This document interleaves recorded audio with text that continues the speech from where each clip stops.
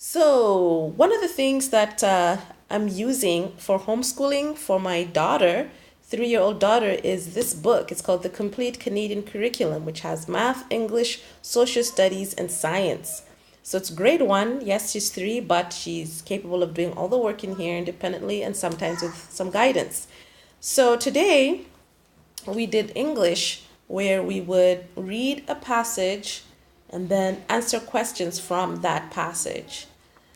And just have to find it here. So we did Mr. Music's one-man band. So she'll read the whole passage, and then after that she'll answer the questions, just to see how she remembered and understood, because comprehension is very important in reading. You can't just be a good reader and not know what you're reading. So this is a great way to make sure that the students are understanding what they are reading. So we also did a crossword puzzle pretty much for the first time, and she just didn't quite understand, like, how are you writing words downward? Like, that's so weird, So it was new to her, but she got it right, and the pictures definitely helped. So she knew where to look for the spelling, and she would copy that into the given spaces. So, which is also great to also show that each word needs its own space. So each letter needs its own box. So when she's writing, she'll also somewhat grasp the concept of spacing within the word and within the sentence itself. So not so bad, she's getting better. Again, she's 3, so I don't expect too much because she's already doing her best. So this is what we did today. And then we did living things and their growth. So we did English and science today. And so what she had to do was show the order of how things grow in these 4 diagrams. And she did great. I think this one she was going to start writing 2 and 3. But then I said, look at the picture very carefully and look at the one that has a lot more growth on it, and then you'll know which one comes before and which one comes after. So she was able to get it. I think the plants were a little bit trickier than the humans and the animals, but she figured it out. So we started off with that, and then she also had to classify her fruits and vegetables, and then also her seasons in a printable, a stick-on printable that I'll show.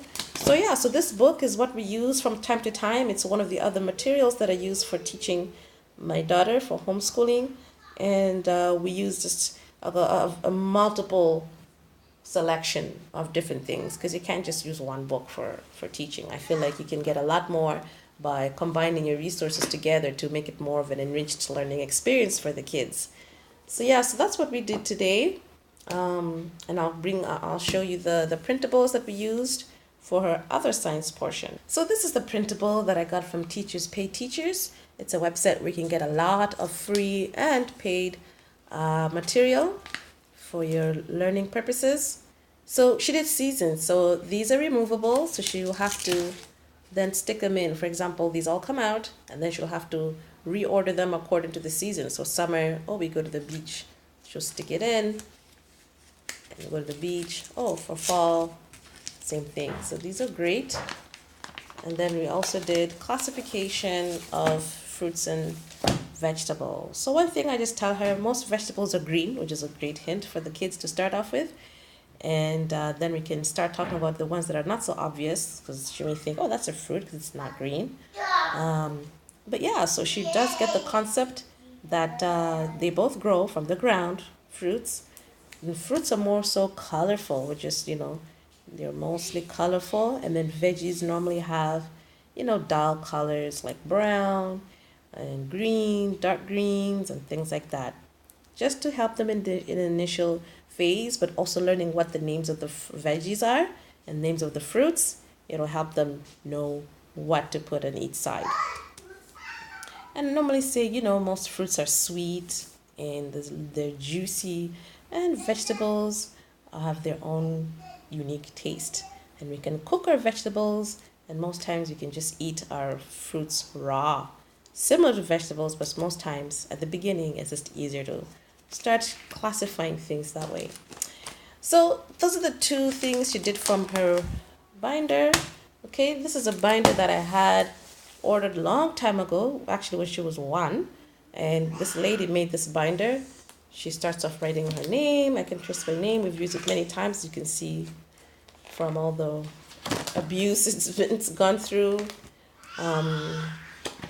So different things that we have used it for: matching numbers, recognizing shapes. She's outgrown all of this already, so I don't really bother going back to this, but I am going to use it for my son.